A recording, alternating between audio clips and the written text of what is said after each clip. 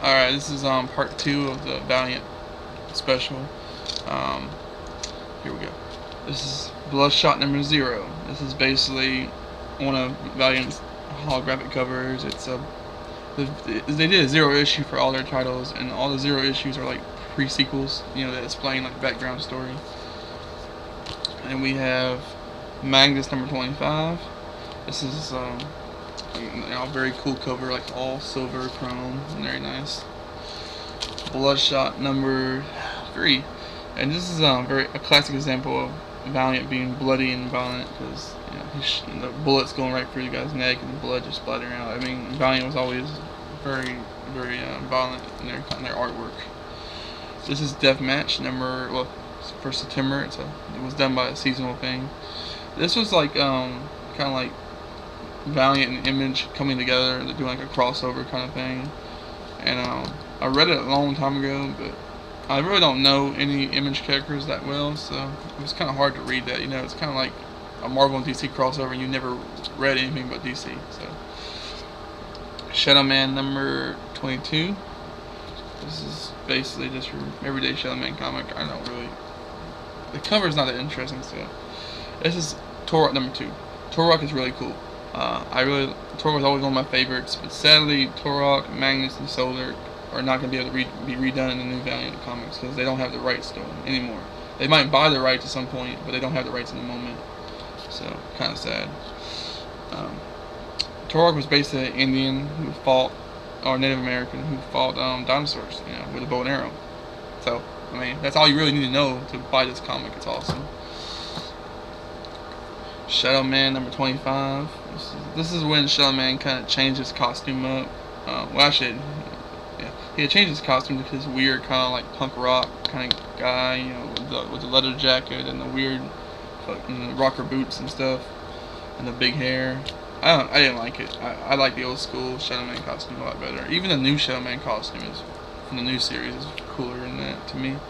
Oh, there's another copy of 25 Magnus. I don't need to talk about that. This is Magnus number 26. This is like one right after that. It's 25. So, this is when he has his gold armor. I'm not sure how he gets that, but it looks cool. And I don't know if it does anything, but it just looks cool. This is Magnus number 32. This is a very nice looking cover. I love the action that's going on in this cover. It's very dramatic.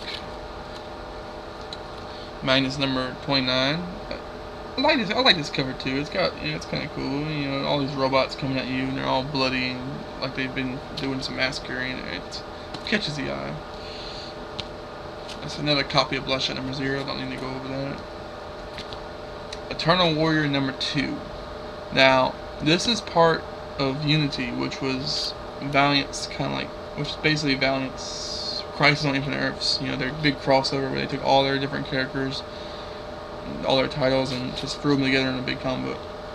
And I highly recommend. I can't even express how much I recommend this series. It's kind of hard to find because it's kind of hard to read because they did 2 trade backs, but then the rest of the series, which is only about half, but the rest of the series you've got to buy them individually, which is kind of annoying. Maybe at some point Valiant will make a new trade back series that collects them all for easy viewing or reading. But it's a really great series. It's just so well done. It's so much.